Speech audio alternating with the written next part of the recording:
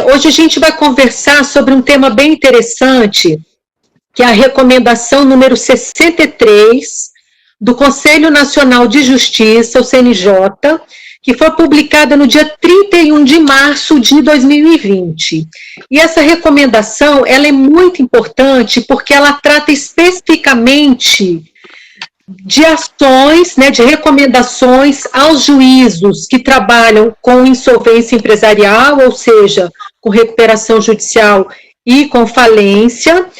E a ideia é que se tente reduzir o impacto dos efeitos da pandemia que a gente está tendo de coronavírus sobre as empresas que estão passando por recuperação judicial. E aí, para conversar sobre esse tema, que vai ser um bate-papo bem formal, a gente tem dois especialistas na área. O primeiro é o Luiz Deoclésio. O Luiz, ele é sócio da On Behalf, que é uma empresa de auditoria, consultoria e administração judicial. O Luiz, ele é especialista em finanças e reestruturação de empresas. Além disso, ele tem muita experiência na área de auxílio ao judiciário, como recuperação judicial, perícias e falências, perante a Justiça Especializada em São Paulo. Além do Luiz, a gente tem o advogado Vitor Gomes, que é especialista em recuperação de crédito e recuperação judicial. E para quem não me conhece, meu nome é Cristiane Golias Piquet, eu sou advogada, sou administradora judicial, trabalho com Luísa em São Paulo, na On Behalf, e além disso, eu estou como presidente da Comissão de Recuperação Judicial e Falências da OAB-DF. E aí, antes da gente começar, eu queria listar para vocês 3 pontos importantes dessa recomendação do CNJ, que eu julgo que são as mais relevantes. Tem vários pontos, várias questões bem interessantes. Se o Vitor ou o Luiz quiserem falar sobre os outros pontos, ótimo. Mas eu quero, primeiramente, listar os 3 principais. Então, primeiro, a recomendação, ela trata da suspensão das Assembleias Gerais de Credores no modo presencial. O segundo ponto trata das empresas que estão em fase de cumprimento de plano, e esse ponto, para mim, é o mais importante de todos, e acho que o CNJ foi muito feliz, porque a gente sabe que as empresas que estão cumprindo o plano, que estão em fase de cumprimento de plano, se o plano de recuperação judicial ele não for cumprido pelo artigo 73 da Lei de Falências, a recuperação judicial ela pode ser convolada em falência. Então, por isso, esse ponto para mim é o mais importante. E o terceiro ponto da recomendação, que eu imagino seja um dos mais importantes também, é a questão da continuidade da fiscalização pelos administradores judiciais. E aí a gente vai ver como é que vai ser, porque normalmente a gente faz essa fiscalização presencial, e o CNJ agora está colocando está recomendando uma outra forma. Então, a respeito disso, vamos ouvir a opinião dos especialistas da área. E aí, Vitor, eu vou começar com você, tudo bem? Tudo bem. Então, vamos lá. Tá. Primeira coisa, eu vou te perguntar. Para você, qual é a importância dessas medidas que foram recomendadas pelo CNJ? E vou pedir depois que você fale especificamente da primeira recomendação, que é a questão da suspensão de realização de Assembleias Gerais de Credores no modo presencial. Como é que vai ser, então, já que não vai poder ser feito no modo presencial? Perfeito. Boa tarde a todos, boa tarde, Cristiane, boa tarde, Luiz. É um prazer falar para vocês, grandes amigos, grandes colegas e especialistas na área. Então, a gente está aqui para debater um assunto que, como a Cristiane trouxe, um assunto que é polêmico, um assunto que está trazendo bastante discussão, né, porque nós estamos no momento de recessão em razão da pandemia, e é verdade que o momento não está bom para nenhum dos dois lados, nem para recuperanda, nem para credor. Então, a gente é muito salutar, Cristiane, esse debate a respeito das Assembleias Gerais de Credores. Como a gente sabe, é nas Assembleias Gerais de Credores que vai ter todo aquele momento, né, negocial na recuperação judicial. E aí, tocando nesse ponto da negociação, até muito importante mesmo a negociação na recuperação judicial, ainda mais nesse momento, né, que está difícil para os dois lados para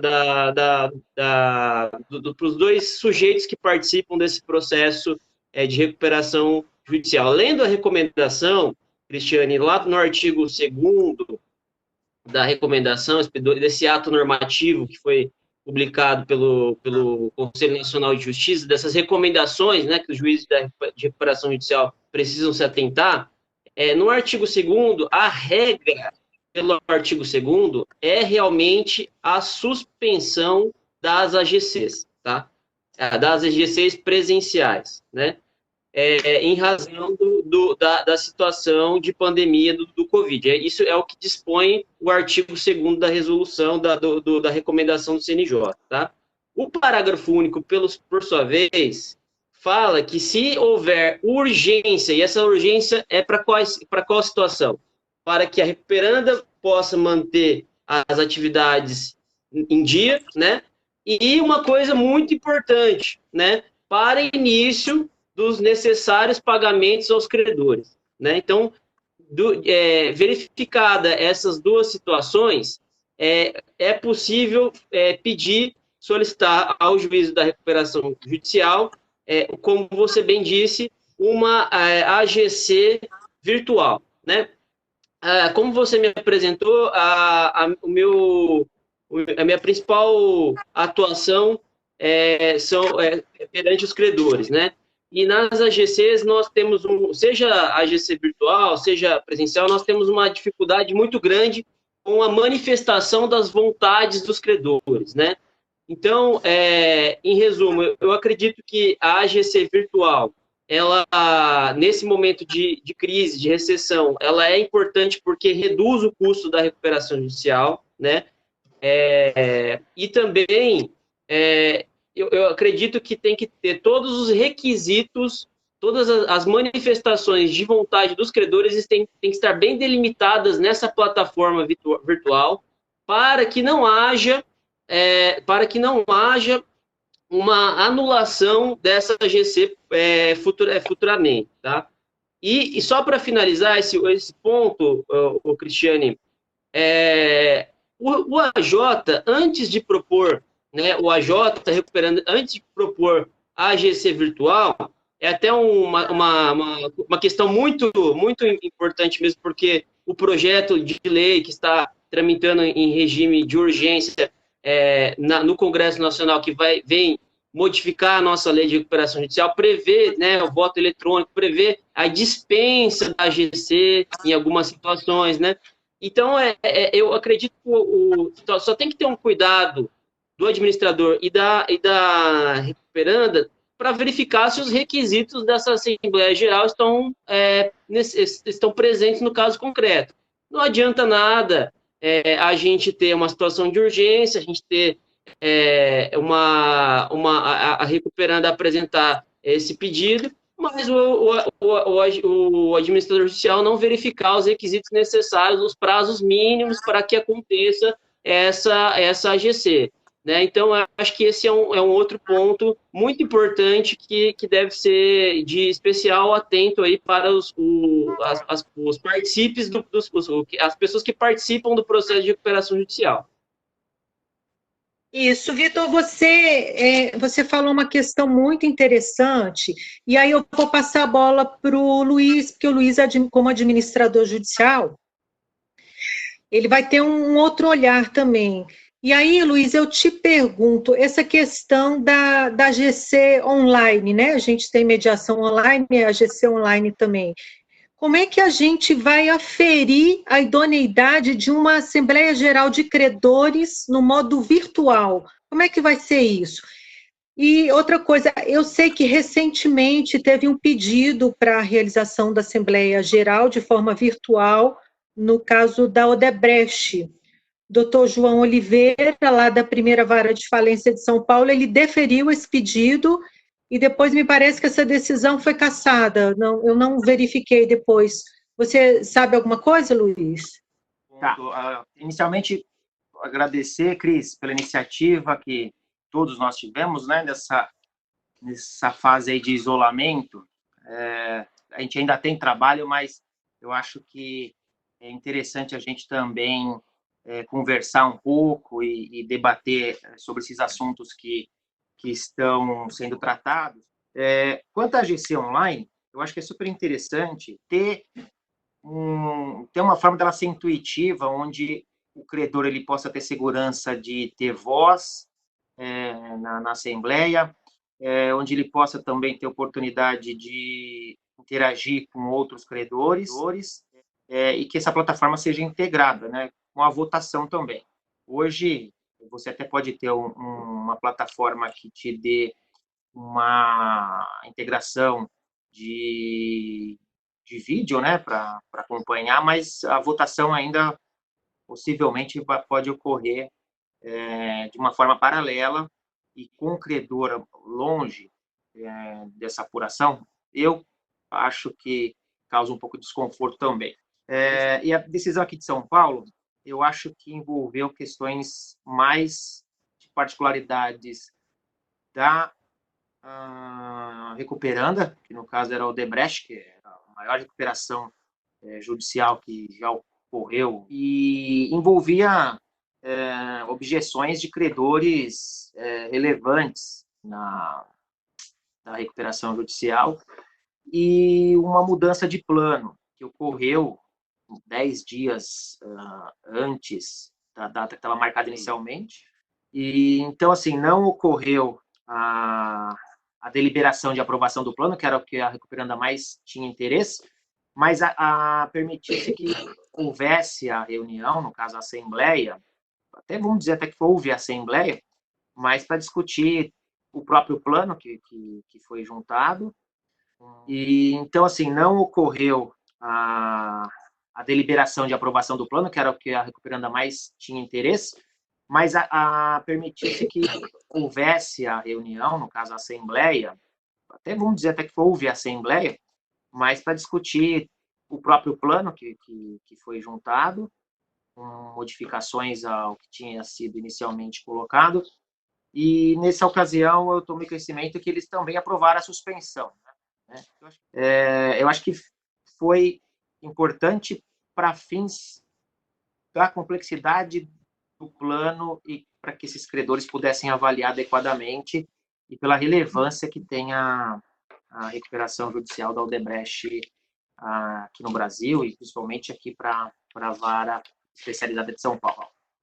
E aí falar um pouquinho da questão das recomendações do CNJ, eu até vou começar pelo último artigo, que é o 7º, e é super importante que, além dele falar da vigência das recomendações, ele estabelece aqui a data de 20 de março de 2020 e permanecerá aplicável na vigência do decreto legislativo número 6, que, se eu não me engano, esse decreto é o que considerou a calamidade pública, né? Isso, e os efeitos desse decreto vai até o dia 31 de dezembro de 2020, né? Perfeito. E talvez, não sei se vai ter alguma prorrogação, mas inicialmente a gente imagina que seria o suficiente.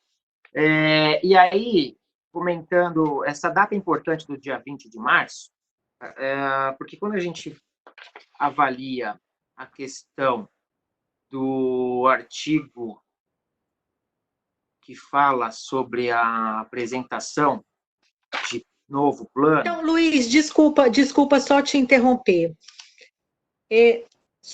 Vamos, então, fechar essa primeira parte, que é a questão da suspensão da Assembleia, da realização das Assembleias de modo presencial. Isso. Só lembrando a questão do prazo de suspensão, também a recomendação, ela trata desse ponto, né? Enquanto não for realizado, que os juízes defiram a prorrogação do stay period, não é isso? No artigo 3º, ele recomenda que, se caso houver algum prejuízo do fato da Assembleia não ocorrer, que possa ser prorrogado o stay period. E aí vai ser muito de acordo com cada particularidade de cada recuperação, porque tem recuperação que o stay period está vigente, e tem outras que pode ser que estejam dias de estar no fim da vigência, né? Então, é um caso específico que só vai ser aplicável se o cronograma da recuperação judicial tiver dentro de uma finalização do prazo de prorrogação. Mas até aí a prorrogação já ocorria até por questões de atrasos de aplicações e por aí vai. Mas, enfim, isso a gente sabe. Foi colocado mais uma situação que pode atrapalhar prorrogar o prazo. O próximo ponto que eu ia entrar que é o seguinte, é a questão das empresas que estão em fase de cumprimento do plano. E aí, lembrando, né, assim, na realidade é um exemplo concreto para a gente dar para o pessoal que está assistindo a gente está atuando numa administração judicial em que a devedora ela tem umas 40 lojas espalhadas nos shoppings no Brasil todo e simplesmente não vai conseguir cumprir o plano, porque os shoppings estão fechados por determinação do governo, né, Luiz? Exatamente. Então, realmente, eu queria que você falasse um pouquinho dessa questão das empresas que estão nessa fase crítica. Sim. Bom, eu acho que, primeiro, quando a gente fala da vigência desse ato aqui normativo, e com essas recomendações, nós temos aí a data de início da vigência, que é 20 de março de 2020. E quando a gente fala de recomendar autorizar a devedora a apresentar um plano por conta de impactos que possam ter ocorrido por conta dessa crise do vírus, a gente só tem que tomar cuidado, porque a devedora ela tem que comprovar que, para essa situação ter se dado por conta do vírus, tem que ter ocorrido a partir do dia 20, que é onde se estabeleceu todas essas mudanças de isolamento e por aí vai, até de fechamento das operações. Então, esse ponto de comprovar que foi justamente por conta dessa situação de isolamento e de paralisação das operações que ocorreu a partir do dia 20, ela comprometeu o fluxo de caixa. Porque a gente tem a questão de negócios que são essenciais ou não. Então, por exemplo, a gente, até por experiência própria, a gente tem uma que é o extremo de ter interrompido praticamente não, tem interrompido 100% das operações, que é a loja de varejo, tem loja em shopping, e a gente tem, por outro lado, uma outra recuperação judicial, que é de uma indústria de produtos de limpeza, e que é uma indústria que está aquecida. Então, a gente sempre tem esses dois extremos. Então, o que eu queria mais pontuar é essa comprovação de que a capacidade de cumprimento das obrigações do plano, elas foram diminuídas ou praticamente rompidas por conta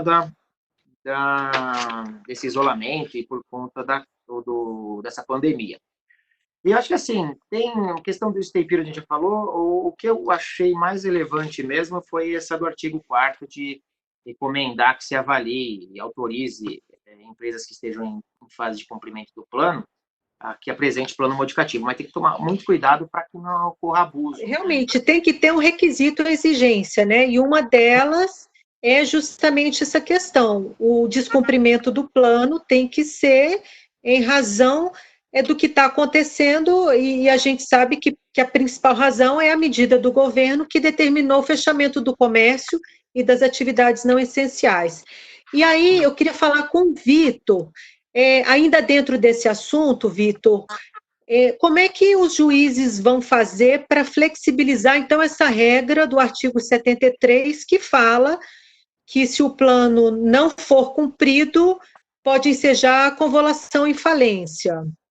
Qual que é a recomendação do CNJ para que não seja convolado em falência? O que os magistrados podem fazer?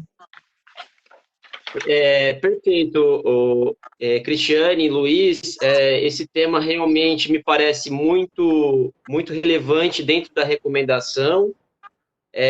Eu acredito, assim como o Luiz já explanou, eu acredito que são dois parâmetros objetivos que tanto o administrador judicial como o juiz da recuperação judicial devem se atentar. Então, deve ter muita cautela, tanto por parte do administrador como por parte do juiz que está cuidando da recuperação judicial, porque, primeiro, os planos modificativos, né, em fase de cumprimento, já vinham sim, sendo apresentados na prática, né? O que a resolução trouxe, como vocês bem falaram, é que ela pode pedir ela pode apresentar um outro plano modificativo, né, daquele plano que ela já tinha apresentado, mas existe dois parâmetros objetivos na minha visão, que é a comprovação da sua capacidade, né, que a sua capacidade de cumprimento das obrigações foi diminuída pelo Covid, desde que que ela venha cumprindo com as obrigações até 20 de março. O que vai acontecer na prática?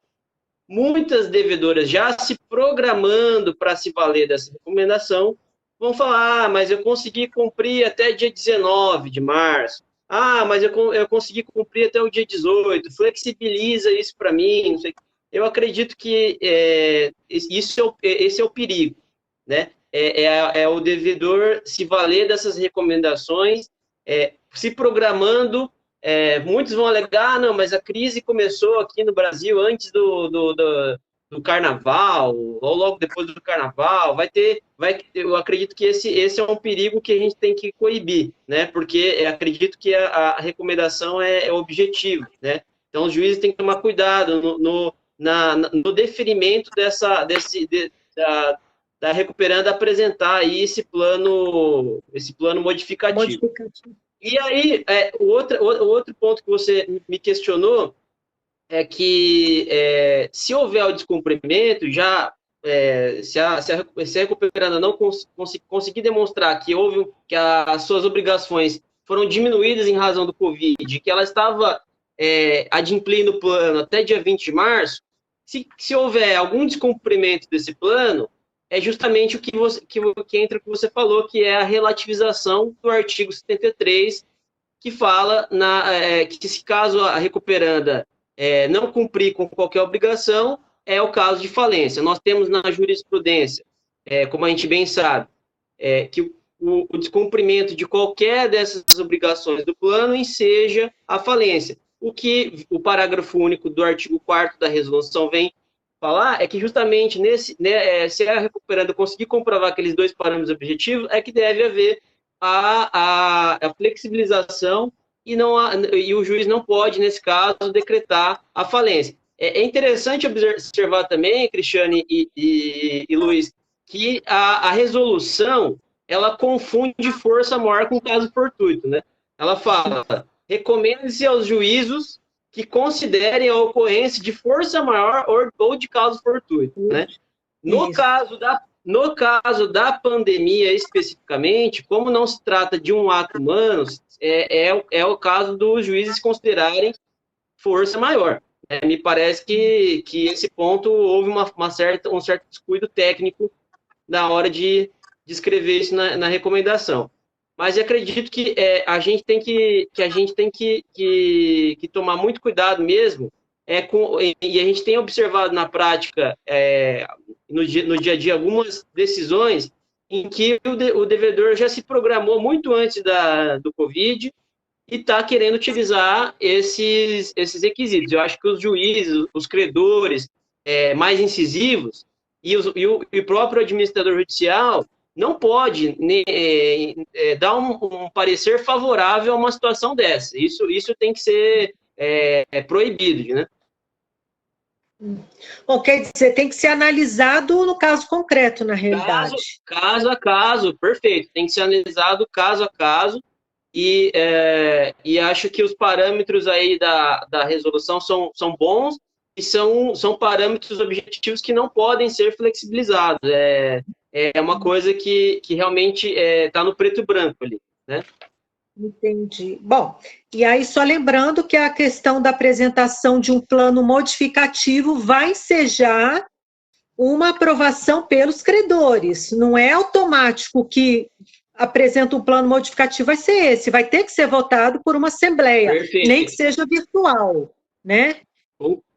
É isso aí, vai ter que, apresentou o plano modificativo, vai ter uma nova assembleia para verificar as condições daquele plano modificativo. Perfeito.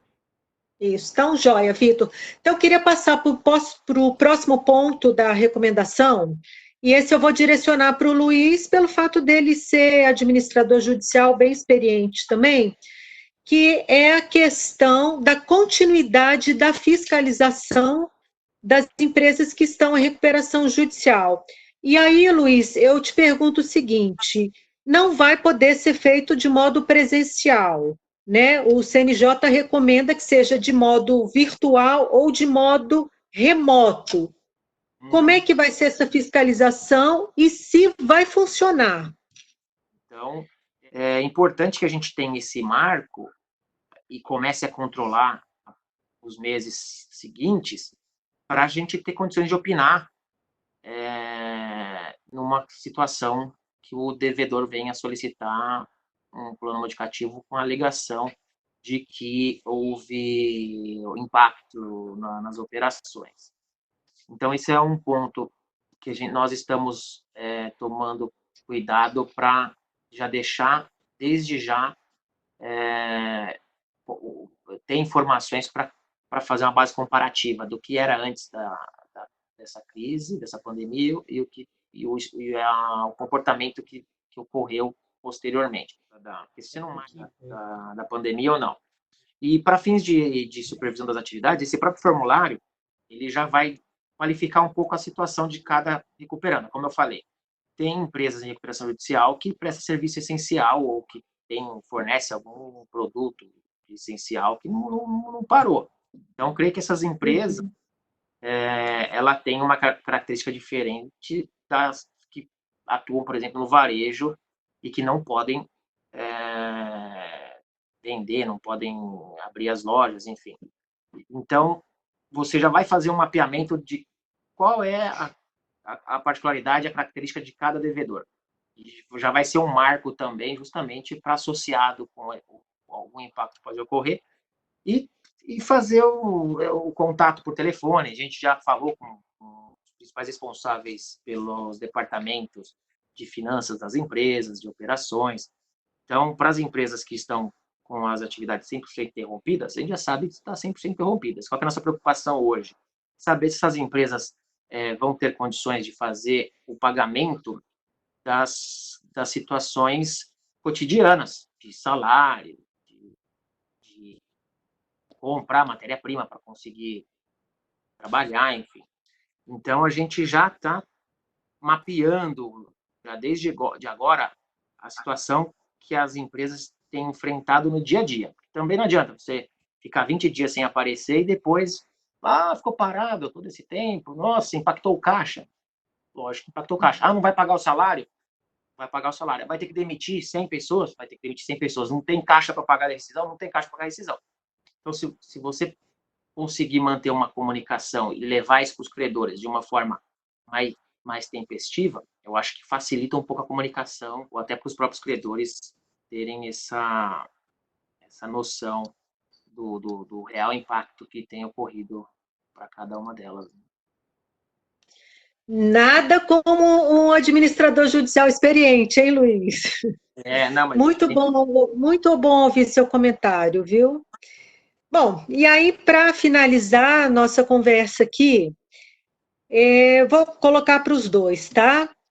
Começando pelo Vitor, e aí depois você fecha, Luiz. Se vocês quiserem colocar mais alguma consideração, primeiro, a respeito da recomendação 63 do CNJ, e segundo, é uma pergunta mais direta.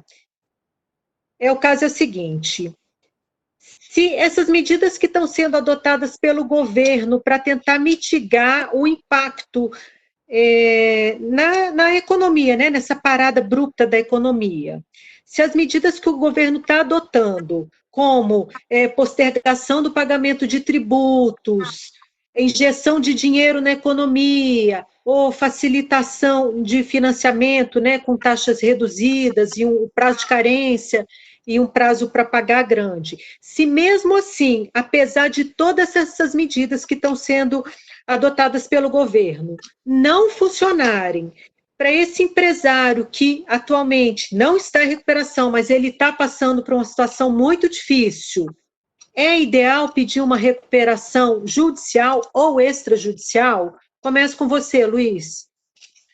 Bom, primeiro, vamos falar da situação que eu posso até dizer, não é nem recessão, acho que é depressão.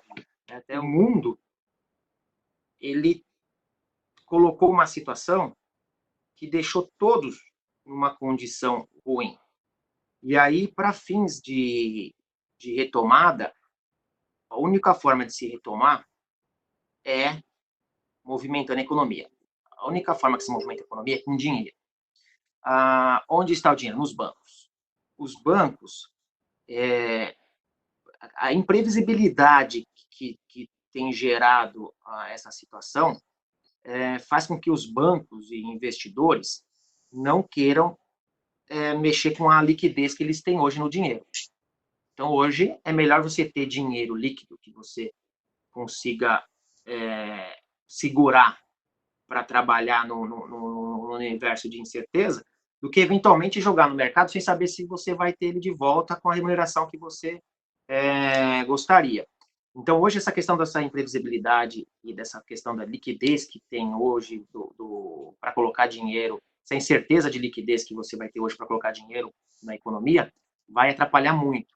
Então, a gente vai ter, principalmente no Brasil, acho que é por conta da burocracia e o próprio governo não ter dinheiro, e se tiver que imprimir dinheiro também, ou se tiver que colocar dinheiro no mercado, o governo vai ter um problema lá na frente.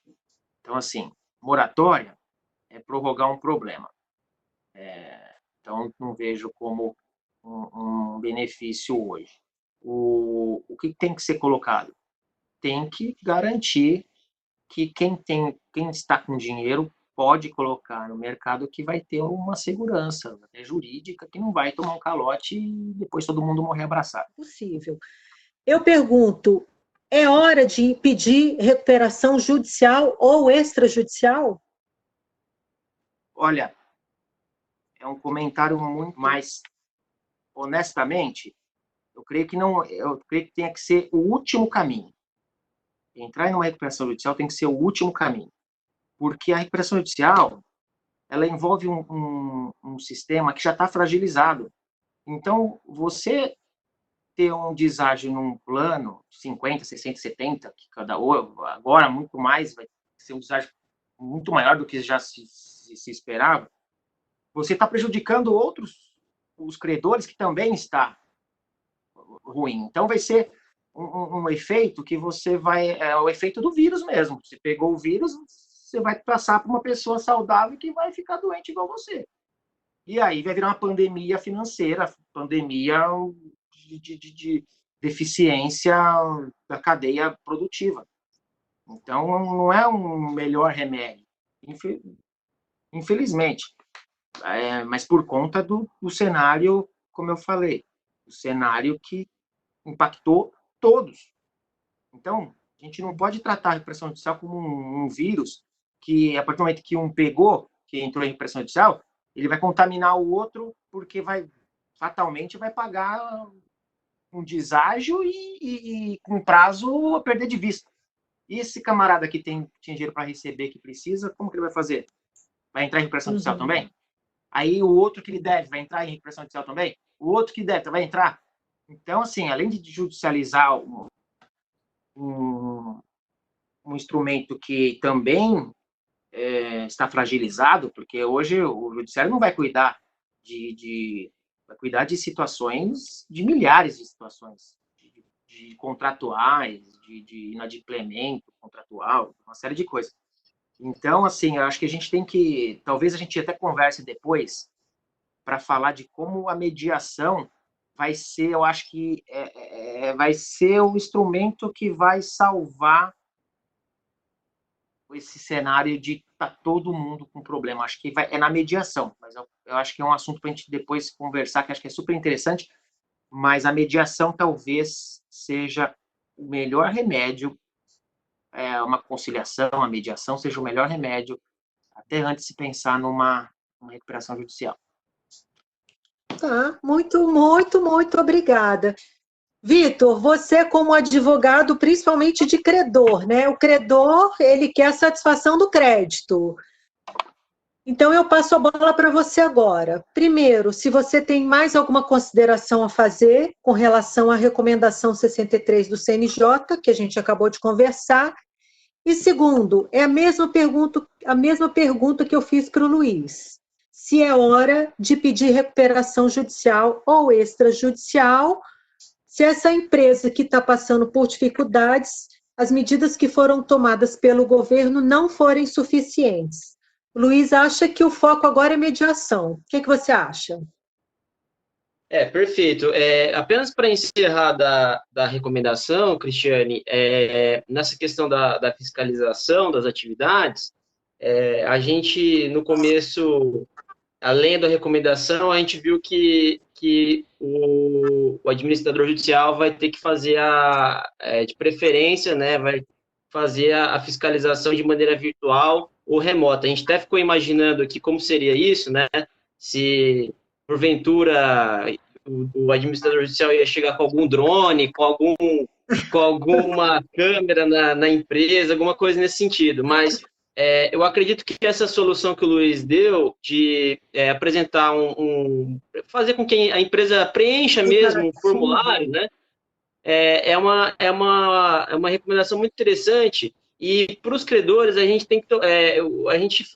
verifica sempre os relatórios que o administrador judicial apresenta na recuperação. Então, isso não pode, de forma alguma, nesse período, deixar de ser apresentado mesmo, tá? Porque, muito embora ali parte do pessoal da empresa esteja trabalhando home office ou as atividades da empresa estão já a vapor, isso vai ter que ser colocado no relatório, porque da maneira como a gente vê os relatórios na recuperação judicial, eu sei que sempre tem o aval do contador, né, da empresa também, não só do administrador, mas esse papel, essa questão é muito importante, porque a depender do relatório, de como ele foi apresentado, isso pode trazer sérios prejuízos para a recuperanda, e esse momento é de atenção também, né? E os credores que forem incisivos vão querer realmente bater, né, nesse relatório apresentado, vão querer pedir falência, pedir alguma coisa nesse sentido, né?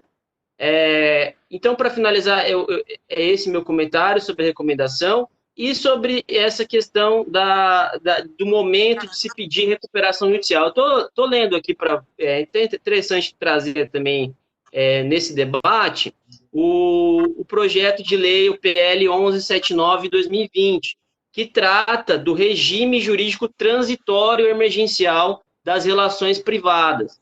Então, o que esse projeto fala? Ele fala que, assim, contratos de locação comercial, está autorizada a suspensão do pagamento, né? Contrato, prescrição para o credor, como que vai ter a possibilidade de haver uma prescrição de regime transitório no Covid. Esse projeto trata disso. Ações de despejo, né?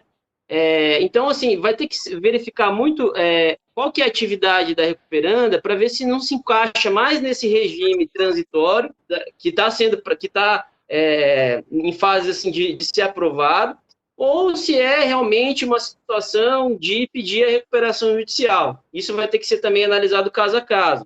Eu acredito, assim como o Luiz, tem a mesma opinião. Não pode, esse momento, gerar um efeito de contaminação. E porque senão também, pelo lado dos credores, falando um pouco pelos credores, os credores vão ter mais apetite também nesse momento. Então, o que seria uma medida interessante, até governamental, para os credores, para solucionar essa situação e incentivar a mediação nesse momento difícil que estamos vivendo. Seria, por exemplo, uma forma de compensação fiscal, um abatimento fiscal, para que os credores possam fazer a negociação com a recuperanda e possam ter lá na frente alguma forma de compensar essa negociação que é de maior risco nessa fase e já com uma empresa em recuperação, e já com uma empresa em crise, né? Então, um outro ponto muito interessante também é o custo da recuperação judicial, principalmente para empresas pequenas, né? Então, não adianta essas empresas pequenas tentarem se valer da recuperação judicial, porque isso pode ser um tiro no pé, né? Então, realmente, a gente tem que, o advogado que for lidar, o administrador judicial que for lidar com essas empresas, em especial atenção, lojas de shopping, né, e todas as empresas menores, tem que verificar se não é o momento de se valer dessa lei que traz benefícios também para essas empresas com relação a cortes de despesas, a suspensão de pagamentos e tudo mais, né? Então, são esses meus comentários. Eu vi principalmente, eu queria só encerrar falando de dois credores, para credores que são instituições financeiras. O governo anunciou recentemente o corte do IOF, né? E a redução da taxa do IOF, então vai baratear o crédito, e também autorizou que os bancos, que o Conselho Monetário Nacional autorizou que os bancos emitam crédito por meio de letras, né? Letras cambiais. Então, assim, o problema da emissão do crédito por meio de letras para alguns bancos fechados, alguns bancos de capital não conseguem fazer a emissão por meio de LF, tá?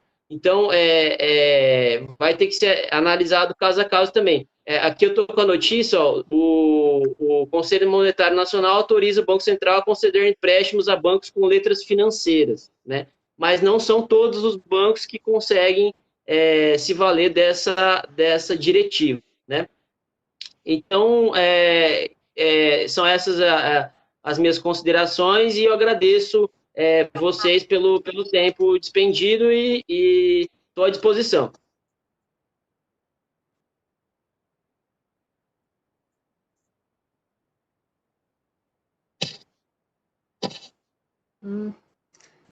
Tá dando.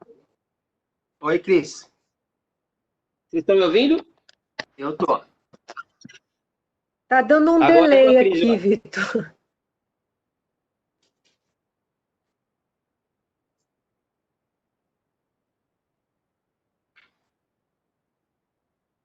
Ok. Bom, então eu agradeço muito seus. Deu um delay. Eu agradeço muito os seus comentários. E aí, pelo que a gente pode resumir, é que agora não é o momento de pedir recuperação, seja judicial ou extrajudicial, para evitar um efeito cascata, né? E procurar, na realidade, resolver por meio de mediação. Na internet a gente tem muitas plataformas de mediação online que provavelmente deve ser, nesse momento, deve ser a saída. E aí eu encerro aqui a nossa conversa, quero agradecer muito a presença do Luiz, a presença do Vitor e a presença de você que ficou assistindo a gente aí. Muito, muito obrigada e bom final de semana a todos. Tchau, gente. Tchau, Muito tchau. obrigado, Cris. Foi muito bom falar. Obrigado. E vamos ver semana que vem a gente fala mais um pouquinho sobre outras coisas. Tchau, Tá? tchau. Ok. Tchau. Tchau, tchau.